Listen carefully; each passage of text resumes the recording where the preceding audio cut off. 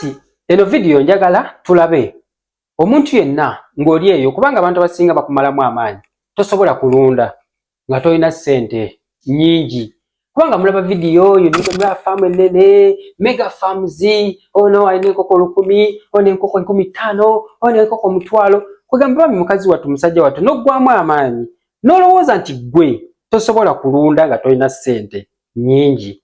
Guys, mweno video njagala nkulaga engeri gy'osobola okulundamu enkoko bwe kiba nga kirooto kyo ng'okyagala nga yadde tolina ssente nnyingi naye ng'osobola naawe osobola n'ekitono ky'olina. Yes, so twogera ku kye tuyita little capital, how you can keep poultry with little capital. Ngenda kusomesa naawe ojja kuvaawo ng'obikkuse amaaso. Yes, little capital ekigambo tekirabika ankiteeke wano. Little capital kyetwogerako nga gwe bambi tolina ssente naye nga wandyagadde naawe okubaako ne keweerundira nobaako n'obukoko bwo obutonotono obujja mu bajeti yo. So tofaayo, eno channel bw'eri okuzibula abantu amaaso abalowooza nti bo tebasobola, wabula tuliwo okuzzaamu amaanyi nti naawe osobola, si kuzzaamu obuzamaanyi naye kituufu osobola. You can just weetaaga kukubako nfuufu ojja kulaba nga ebintu bikoze ki biteredde. Kaakati kye tuyita capital, capital kino eno kigambo kyaki? Kino ekigambo kya Greek capital. It's a Greek word. Greek kyava mu Greek zo kiri mu Luzungu naye kyava mu Greece. Greece was one of the superpowers. Bw'oba osomye history, you know, of empires ezaaliwo edda ez'amaanyi. Greece was one of the greatest empires.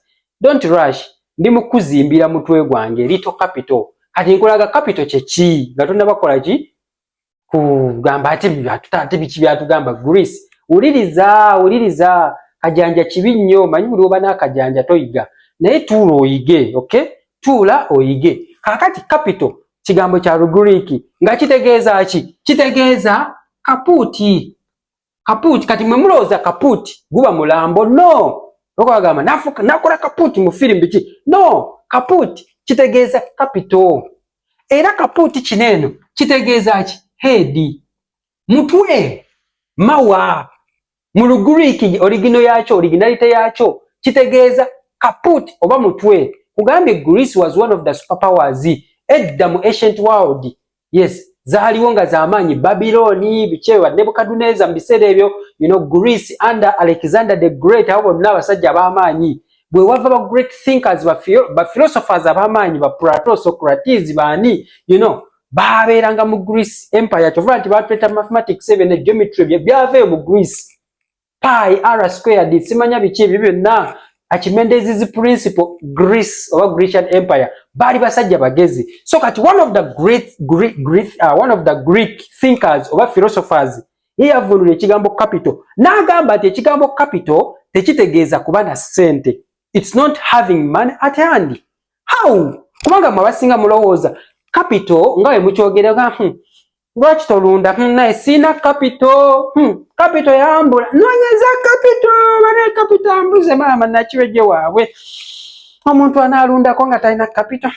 Munaye famu tulaba nnene fere tulina yadde ka capital. So omu kuba great thinkers n'agamba no, capital tekitegeeza ssente yati handi. Abagagga lwaki tugaggawala? Abagagga bagagga olw'ensonga ffe tetukozesa maaso okulaba ssente. Ompulira? No, ffe tukozesa 95% we use the mind, our mind to see the money. Ate abaavu, poor people use 95% to see money with their sight over their own eyes. Bebaavu bakozesa maaso. That's why they work for money. All poor people work for money. Bakolera ssente. Era yo wijja n'akubuuza omulimu ompa mmeka kyekisooka. How much do you give me? Lwaki? Kubanga bba amaaso gaabwe gali myopic. Balabira wano kumpi. Sight zaabwe ziri bali short sighted when it comes to money issues. But for us the rich people, we do not use the mind. Sorry, we don't use the eyes. We use the mind and we see far beyond where other people don't see. We see opportunities. Because if you're not seeing opportunities, you are seeing money. Yes. So that means the kaput over the head is the capital according to Grecian philosophers. Meaning if I have my head, I can have any idea because through my head, I get what we call ideas. Any idea. Idea ekirowoozo ekigaggawaza. Buli muntu yenna alina business ey'amaanyi esooka kuba na idea esookera mu mutwe. Kitegeeza mba sirina business omutwe gwange guba mwavu. Kubukedde kwaliko program nga bagiyita toli mwavu mutwe gwo gwe mwavu. Meaning sente tezikolebwa sente. Money does not make money. Abasinga mulowooza oba ne sente okola sente. No, you can have money ne zifa. Lwaki? Omutwe. It is the knowledge that you have and the wisdom to implement that knowledge. Meaning omutwe omusajja omu yawandiika katabo bakaita Think and Grow Rich by Napoleon Hill. Think and Grow Rich. Katabo kalungi nnyo koogera ku kulowooza okola otya obugagga ng'okozesa mind.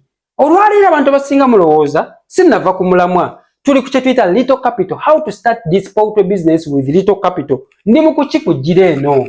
Meaning gwoba n'atandika omulimu guno olina okuba ng'olina idea ate ng'omutwe gukola kubanga tolina ssente, you don't have money. Therefore weetaaga nnyo okuba ng'omutwe gukola ki gusaza gugenda kikola gutya okubanga tegulina nnyo naye ate gugaziwe. Awo ndi mukunaanuula bwongo nga bwe banaanaalula rubber band. You know, mba nkunaanuula olowooze nnyo how you can start this business without money. So an idea.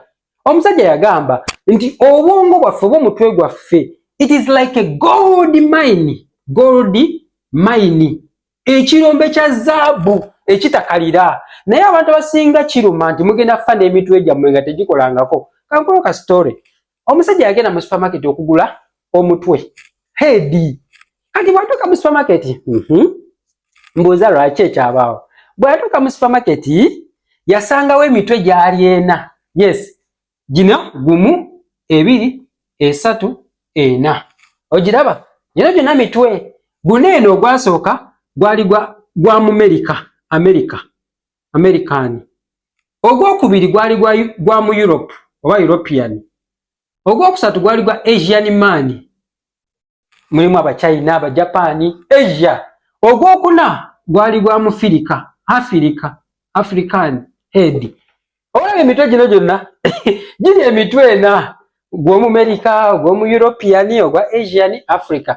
Onansonyiwa bw'oba tobyagala bino, but this channel is more of teaching. Nze wano nsomesa busomesa because that is my talent. Okusomesa si kizibu kyange ate bwe nsomesa oyiga. So kye twetaaga kwe kusoma si kutuleekaanira.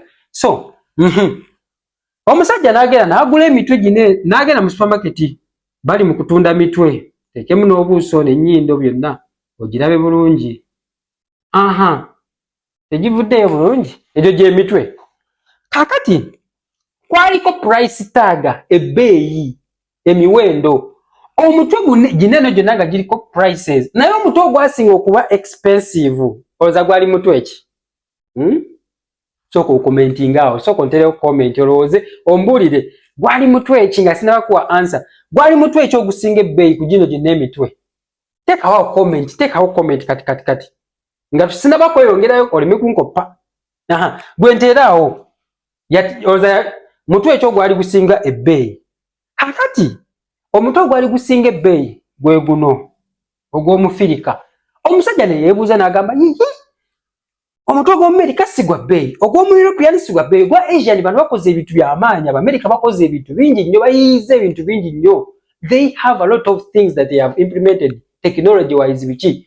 Asian Abachina bakoze ebintu bingi, Aba-European bakoze ebintu bingi. Lwaki ogw'Omufirika talina kyakoze gwa bbeeyi? Omusajja yamugamba kimu, guno gwa bbeeyi kubanga guli brand new. Kizi brand new.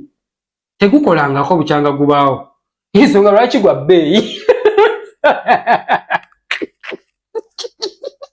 Gino gyonna egisigadde gino mbu giri used, bagikozesa nnyo. Kati gw'otwala brand new. Okitegeera? Brand new mutwe gwa Mufirika tegukolangako. Bw'ogenda mu bondi okugula emmotoka esinga okuba ebbeeyi y'emmotoka eya brand new empya. Naye emmotoka eri used teba ya bbeeyi nnyo kubanga baba bagivugavugamu dda. Kati gwe mutwe gw'Omufirika mbu tegukolangako bukyanga gubaawo. Therefore it's a brand new, otutte mutwe mupya. tegwina idea gye gwali gutaddeo, tegwina gye gwali guyiiza. Sajja yatujerega. Kireka kiraga ki, it's an eye opener for us to use our head, because our head is the number one capital that we have. I don't have to be with much a huge capital. No, all I need is my head to think. Lowooza n'ekitono ky'olina osobola kikozesa otya gwe okufuna ekyo ky'oyagala. We use the things that we have to get what we don't have. Now, tubadde tuli ku kye tuyita, how can I start poultry business with little capital? Ebe nambi kuleetedde nga nkuzingirako nina kye njagala okudrivinga. Ekisooka, start with self-evaluation. Self-evaluation kiki? Weepimamu, weepimemu, olabe, nga tonna bakutandika, oyagala kutandika naye tolina bulungi. Weepimemu, self-evaluation. Kitegeeza ki? Self-evaluation neebuuza ebintu bingi nnyo, neebuuza ebibuuzo. Biki bye nnina? Wano eno nze nkozesaawo kye tuyita 5Ws. Bwe mba nga nkozesa self-evaluation, nkozesa 5W kubanga ennyamba. Yes, ennyamba nnyo okutegeera wa wendi neki kye njagala. 5Ws ze zino wammanga naawe zikozese, gikozese nga formula mu bulamu bw'ogenda kulaga ebintu bikyuka. Esooka, where. Ngenda zinnyonnyola where, when, where, when, what, where, when, what, why, where, when, what, why, then nesembayo ejja kuba who. Zezino ze tuyita 5Ws. Meaning kati bwemba nnyonnyola nga tuli ku kye tuyita self-evaluation with little capital, tetulina ssente mungi. Then we don't have much money. Tukozesa 5Ws neno okukola self-evaluation so that we can stay within our means. Tusigale mu means zaffe. Buli omu asigale mu leeni ye. Totunuulira balala. Abakoze eby'amaanyi baleke. Obuzibu bwe tulina, we compare ourselves with other people. We comparinga n'abalala. Ate abakusinga. Buli wotunuulira omuntu akusinga, oggwamu amaanyi. Ne buli wotunuulira gw'osinga, oddamu amaanyi. Akusinga omwetaaga, naye ne gw'osinga omwetaaga. Akusinga omwetaaga, osobole okugenda mu maaso, naye ate ne gw'osinga omwetaaga, ate era naye akuyamba okugenda mu maaso. Oli omwetaaga akulakulanye nnyo, sobole stretchinga, naawe stretchinge, obeeko ne gw'otunuulira. Kubanga bw'otaba na muntu gw'otunuulira, ojja kulemerera, ojja lowooza oli successful, obeerawo stagnant nga tokula. Naye obanga olina omuntu gw'olabirako nga yakula ku speed, naawe kijja kuyamba okukula. So where, kino kituyamba ki? Where, location. This one depicts of location. Self-evaluation nga tuli mu tweweeyinga, twekebera, twagala kutandika naye tetulina ssente nnyingi. Katusooka nitwebuuza where, tuliridda, where am I? Ndiwa. Location nti mpangisa, rentals, mpangisa. Oba ndirandira odi, naye nyina akataka kange katono, nyina 5/5, 2/3, omanya location woli, tolina ssente zigula ttaka, kati manya wa wendi, tindi mupangisa, nina akazigo kange, nina akaploti kange katono, si kanene, kati nkakozesezza ntya, nkakozesezza ntya, otandika okwebuuza ebibuuzo, location woli, weni, kati waneno kiba kitukola ki? Weni etubuuza ddi lwe tugenda okutandika. When are we starting? Kitwagala kulunda, tutegedde wawe tuli, location yaffe n'obutono bwa kataka kaffe tukategedde. Kati wati eno eyogera ku kye tuyita biki bye tulina, ebintu bye tulina, what do I have, biki bye nina at hand, n'epimapima nina ki, tinyina akakadde kamu 1 million, nina emitwalo 5. Ne weepima ki ky'olina, biki bye ninawo bye nsobola okukozesa, tinyinawo akazigo kange, nyinawo galaji yange, nyinawo store gye sitakozesa. What do I have? Nina kukozesa ebyo bye nina nsobole okufuna kye njagala. Use what you have to get what you don't have. Why? Kati lwaki njagala okukola kino? Nti njagala ssente, njagala income. Why?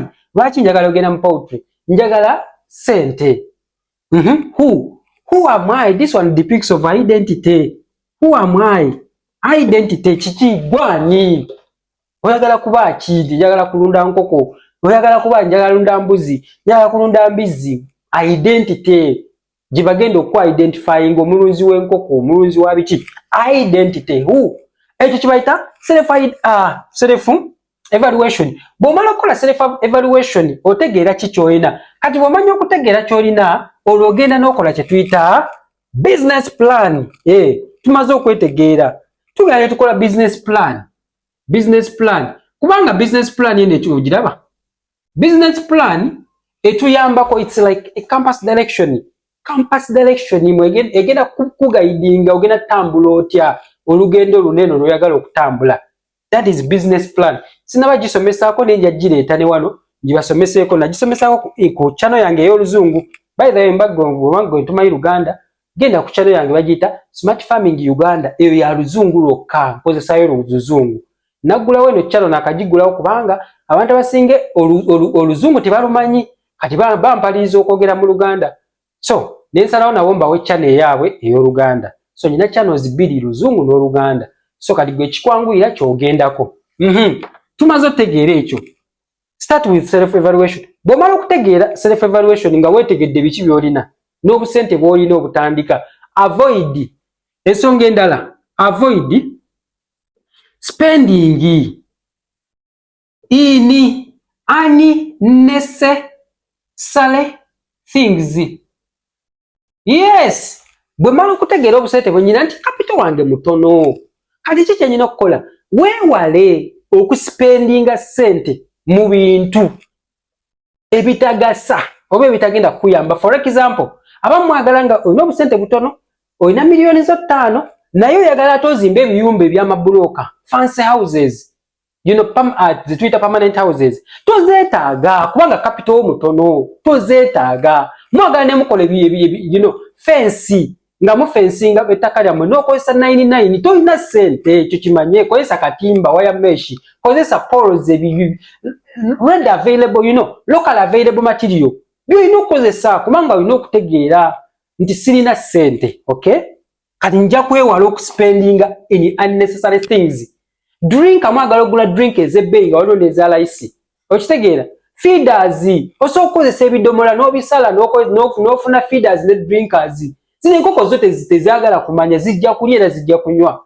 Tezeetaaga nnyumba ya bbeeyi, zo zijja kubeerawo. Bwe kasita ozitera awantu nga waliwo security fence nnungi, ebiguni tebisobola zituukako, ebinyonyi ebisolo ebizirya tebisobola zituukako. It is enough for them.